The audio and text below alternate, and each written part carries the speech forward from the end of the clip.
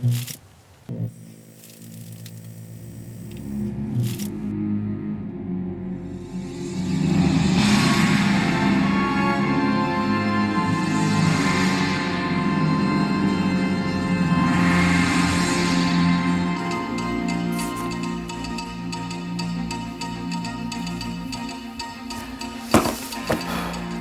evening, I'm Ash Taylor. Top story, Z5 Premium.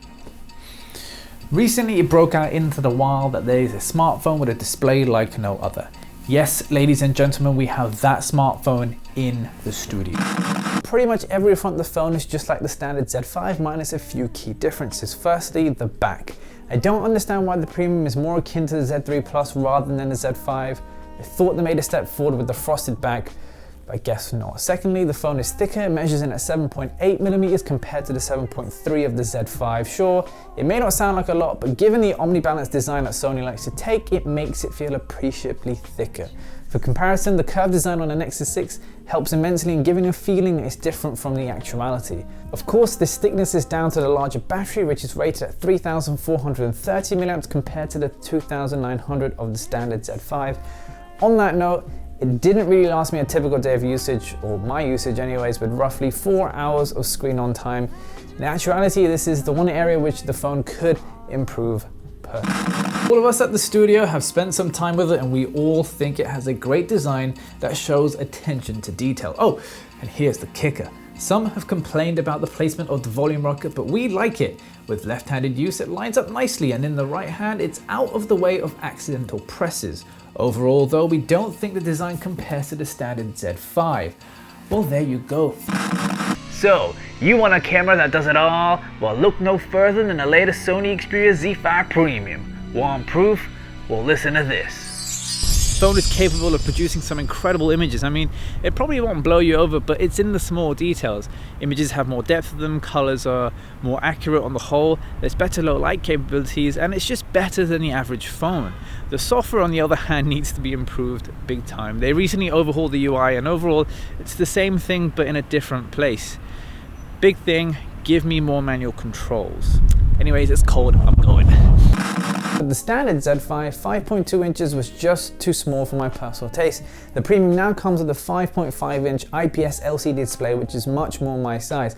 But now we have that 4K resolution. Bragging rights aside, the Premium doesn't run at the native 3840 by 2160 resolution. Rather, it scales it down to 1920 by 1080, which is my main issue with the Z5 Premium's display. I commend Sony for pushing technology forward, but if you're going to implement it, do it properly. Most apps register the display as a 1080p, so I can't see it in 4K, and having it limited to specific apps is another disappointing restriction, which when seen, isn't significantly different from the normal 2K panels we're all used to.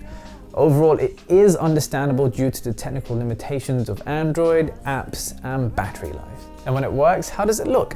Well, unless you're close, it's not going to change your life. Viewing it at your normal usual distances doesn't really show the difference on such a small device. There's overall perception. This is just the nature of slowly developing technologies to fit the current ecosystems.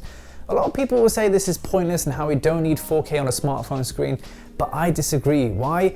Well, think about the application of these sorts of things outside of smartphones. VR, for example, hardware such as the HTC Vive, Oculus Rift, and even Sony's own PlayStation VR need this. If you've had the opportunity to use any of these sorts of headsets, you probably would have seen by now that scan lines and pixels are noticeable. So complain all you want, but I'm happy about it. I should say we are still reeling from our Z5 review and the feeling remains here. It seems as though if you want a solid phone minus a few minuscule quirks, then this is the one for you. We'll be right back with our phone has a monolithic style, which I've always said looks something straight out of Kubrick 2001. And it finally runs the way it's meant to without overheating. I mean, I have experienced the odd stutter here and there, but with the expected update to Android 6.0 in the pipeline, I'm looking forward to what Sony has to do. And I hear it's going to be Ash here with the weather, and today we're definitely looking at some high 9s to sometimes even 10s. Why? Well, the feature list present here makes it a very compelling option. There's storage expansion via micro SD, there's a great camera, there's high-res audio support, app decks, no camera bump, IP68 rating for those rainy days, PlayStation integration for those gamers, support for picture and audio tweaking such as white balance, there's great performance, an awesome fingerprint sensor, and yes, the all-important 4K display. Sure, it's not as breathtaking as we wanted it or expected it to be, and it's probably down to the novelty of having a feature first, but this is a good push for the industry. Oh, there's no wireless charging though.